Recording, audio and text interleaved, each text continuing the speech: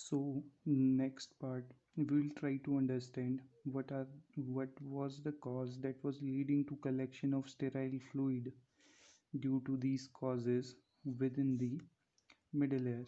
So due to obstruction of eustachian tube or the interference of opening of eustachian tube, it will lead to a negative pressure within the middle ear.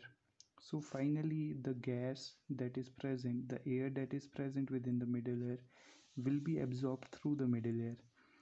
And now the middle ear will be in the negative pressure, and this middle ear negative pressure will cause transudation of fluid through its wall, and this will lead to collection of a sterile fluid. Okay, this is the obstruction within the eustachian tube. The other causes may be an increased production, and this may be due to allergy. The persistent effusion of acute separative otitis media. Now this is an important cause, means generally when the patient are non-compliant or they do not compliantly complete the antibiotic treatment, there occurs a condition where the virulent organism is not completely uh, cleared out of the body, and these microorganisms, due to inadequate treatment, form a biofilm within the middle ear, and this leads to a persistent effusion in acute separative otitis media. Now, why in this condition there is a sterile fluid? So, in middle ear, there occurs formation of biofilm, and these bacteria present beneath, they are sequestered beneath this biofilm, and they are not present in the sterile fluid, and so this leads to a secretory otitis media. So these were the main causes. Now let's understand the clinical features. So a patient of secretory otitis media will present with a bilateral, mainly in adults it may be unilateral, painless, fluctuating, conductive hearing loss. So now we know why it is bilateral, painless because there is no obstruction, fluctuating because fluid level go on changing, and conductive hearing loss because it is involving middle ear. Now when generally these patients are children, and the most common presentation is that there will be a child who will have difficulty in speech development, means the patient will have learning difficulties, the inability in development of speech, and this all is because he is not hearing properly. Okay, so what we will see on examination, when we do an examination of tympanic membrane, this is a normal tympanic membrane, the handle of malleus and lateral process of malleus.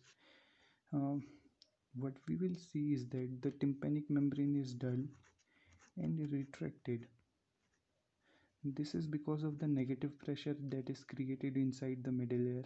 The another thing which we may see is that there we may see fluid levels because of collection of transudate within the middle ear, and we may see air bubbles. Now this is what you may see in an image based question. You may see there may be levels of air bubbles and fluid levels.